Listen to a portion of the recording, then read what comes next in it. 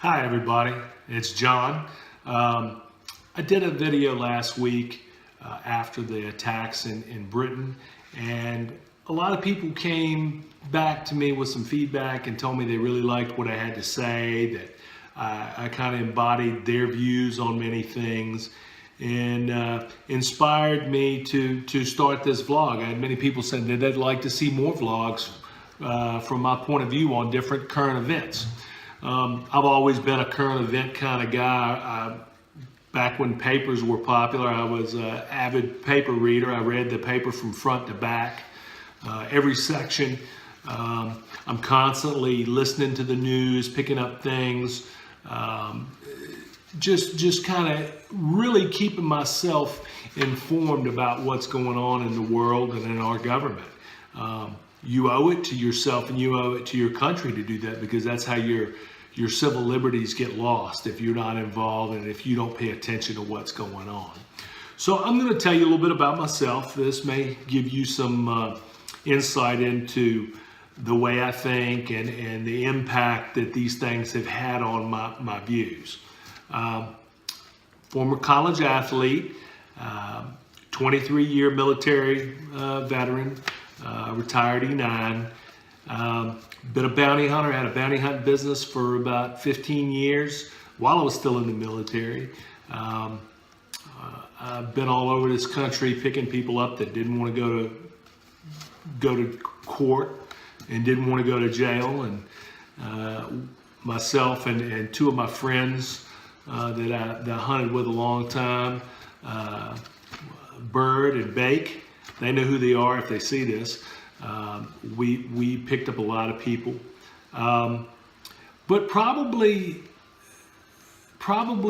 the things that really shape who I am and how I feel about things, or my role is first and foremost as a Christian, a father, a husband, and last but not least, a patriot. I think if you love this country, you're never not a patriot. If you love this country and you want to see this country succeed, you owe it to this country to stand up and be heard. The one that's probably at the top of the list this week for most people is the Comey testimony. Former FBI Director James Comey testified in front of a committee this week on the Russian collusion between the Republicans and the Trump campaign, and whether President Trump was involved in this, and also about the discussions and why he was fired as the FBI director. Let's just go right to the first part of this. This all started back last July when Mr. Comey inserted himself into the election with the announcement about the emails in Hillary Clinton's campaign. You know, I'm not a Hillary fan. I think everybody knows I'm not a Hillary fan. But I didn't really think that was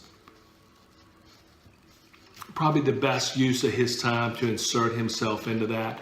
Yes, she had emails that were sending top secret information, classified information around, and they weren't protected properly. Anybody that's worked in the government, worked in this kind of environment, understands the necessity for secure communications, and there are avenues and systems we utilize to do that. Wide open email is not one. Look at the Podesta emails, look at Hillary's emails, all the leaks from the DNC. So he brought that up, he got himself involved, and then we started hearing conversations around October about Mr. Trump and the Republicans being involved in a collusion with the Russians to swing the election. So it was back and forth. You know, he was the centerpiece of all this. So now we've come to the point, Hillary lost, she blames Comey. Trump wins. Now Trump is in bed with the Russians, and that's the only reason why he won. The Democrats are loving that because they've got an excuse. Never own up to your own reason why you lost. Let's make an excuse. And that's what they did. So now Comey he got fired.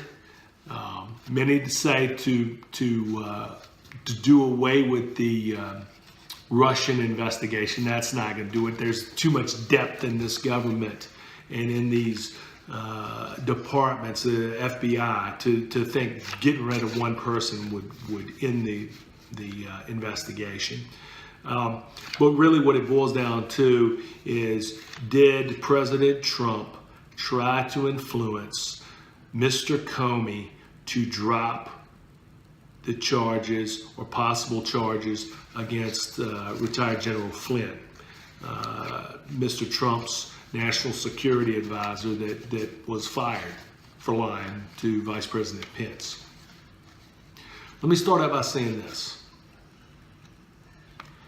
I believe with all my heart that President Trump probably did try to influence James Comey. I think he did. I mean, he hinted at it. He said, I hope that you could see clear to let Flynn go. That's not a direct order. That's not saying you will let Flynn go. But let's take it a little bit further. Why is that not a problem? Well, he gave Comey the option. Comey had the option when Mr. Trump told him, hey, I hope you can see to let Flynn go. He had an option to say, no, I can't do that, sir. Or he could say, okay, yeah, we can do that. But here's the part that a lot of people are missing. If President Trump truly wanted to let Flynn go, he didn't have to ask Comey. Article 2, Clause 2, Section 1 of the Constitution that determines the ability or gives the power to the president to give pardons and reprieves, he can invoke that. He can pardon anybody he wants to, as long as it's not to impede impeachment, as long as it's not intended, or not intended, but as long as it does not have to do with a state offense or a civil case. If there's a crime against the United States itself, short of impeachment reasoning, the president has the power to pardon or reprieve. So to say he tried to obstruct justice and to say that he tried to persuade Comey is a crock of bull. Did he try to persuade him? Yes, he did. Did he do anything illegal by doing that? No, he did not. Article 2, Clause 2, Section 1. Read it. It'll tell you all you need to know. So I think they've wasted a bunch of time flopping around on this whole thing with Comey. Let it go. The man said in the testimony that at this point, there was no evidence that there was collusion by Mr. Trump. He said Mr. Trump was not under investigation. He said that, he couldn't find any evidence of collusion. He did say that the Russians meddled. I have no doubt about that. We all know that they would love nothing better than to influence our elections. But to say that the president and his team worked hand in glove with the Russians to win that election, that's just not true.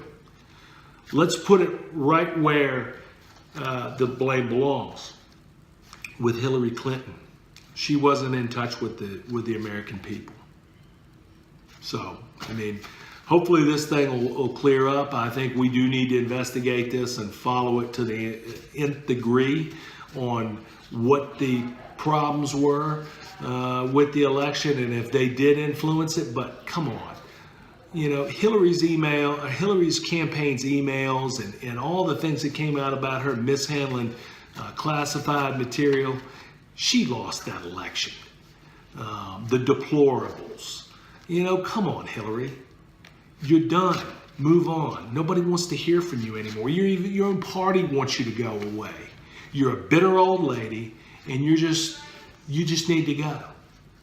Take Bill and move on and go somewhere else. But stay out of politics. You're just mucking it up. So,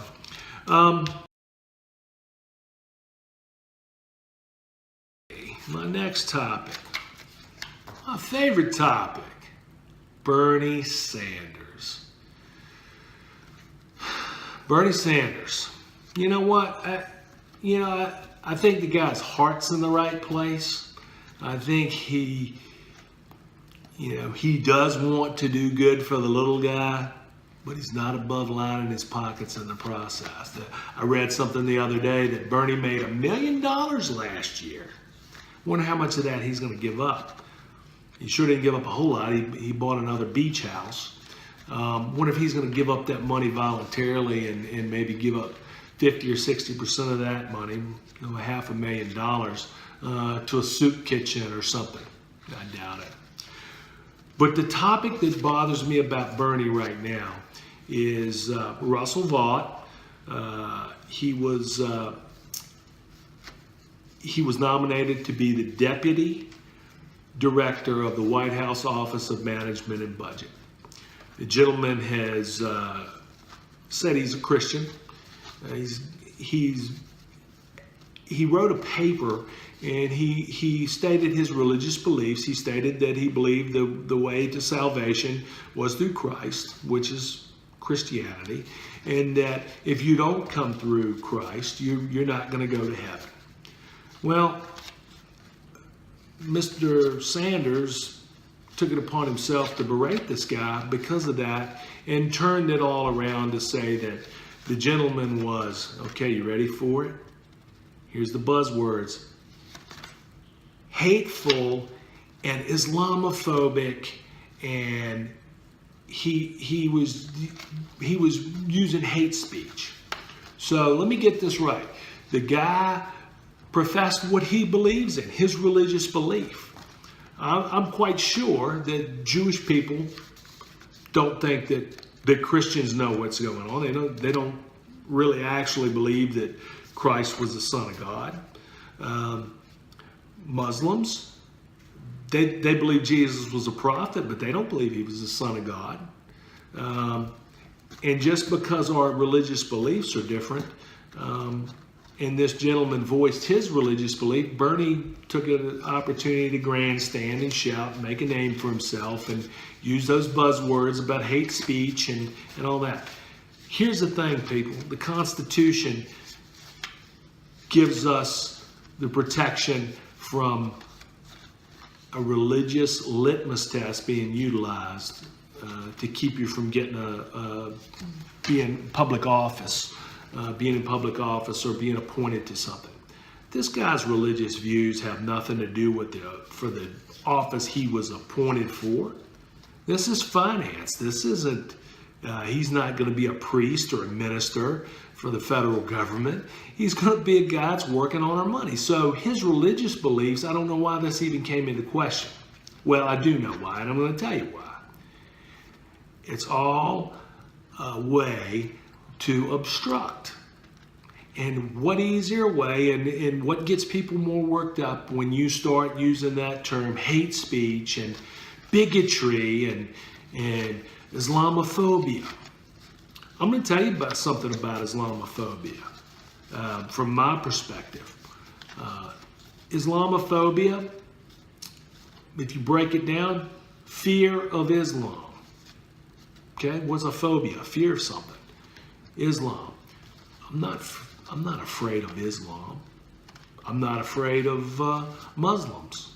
What I'm afraid of are Muslims that want to kill me. I'm also afraid of Christians that want to kill me. And I'm a Christian. I'm afraid of Jewish people that want to kill me. I'm afraid of Buddhists that want to kill me. So I guess I have Buddhaphobia. Yeah. Buddhaphobia, Jewophobia, Islamophobia, Christianphobia, whatever you want to call it.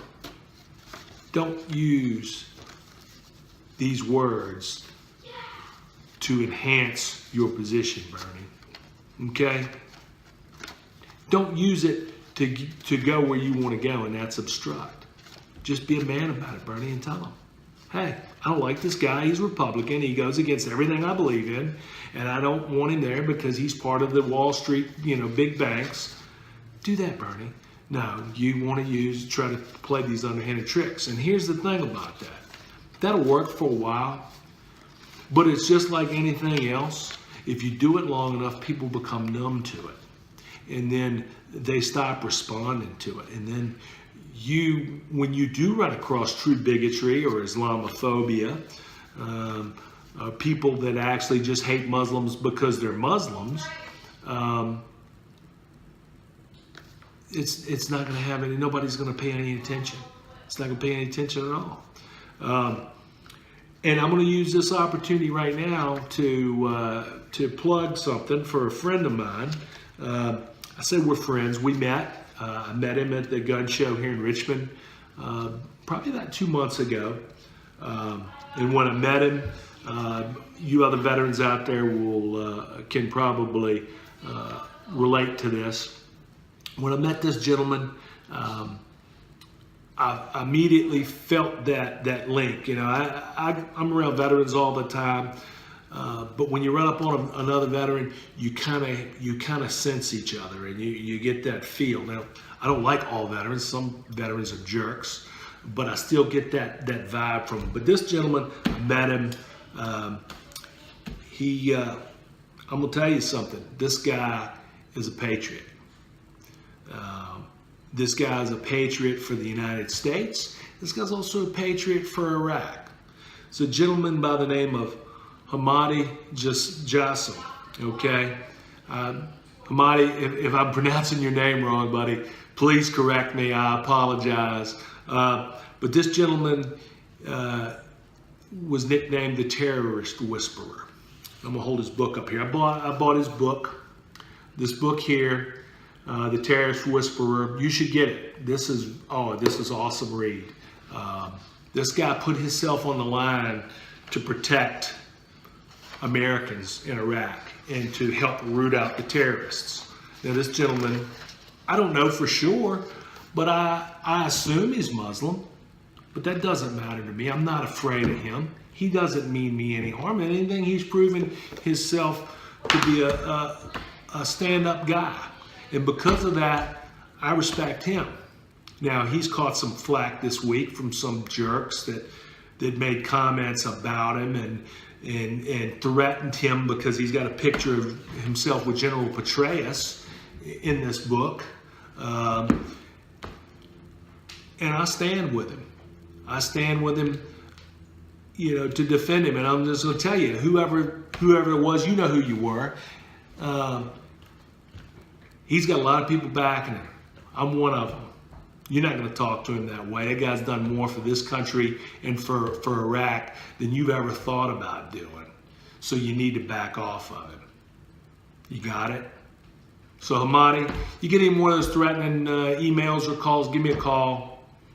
I got you back, man. Like I told you in the Facebook post, I've got you back there. All right, I'm done. Well, that's all the topics I have for this week.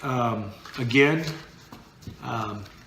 please subscribe to my YouTube page if you like what you've heard today. If you want to submit some comments, or if you want to submit some questions or some topics for us to discuss next week, you can send me an email at Cromagnon, CROMAGNON .common, COMMON .sense, SENSE @gmail.com. So if you haven't figured it out, the name of my page is Cro-Magnon's Common Sense, and that will be our weekly forum. This is what we'll do, is we'll discuss current events, and if you have any comments, questions, topics that you would like to see discussed, send them in to me. I'd love to hear from you. And again, if you liked it, hit the subscribe button. Thanks for your time. Have a blessed week, and God bless America, and we'll see you on the other side. Thanks.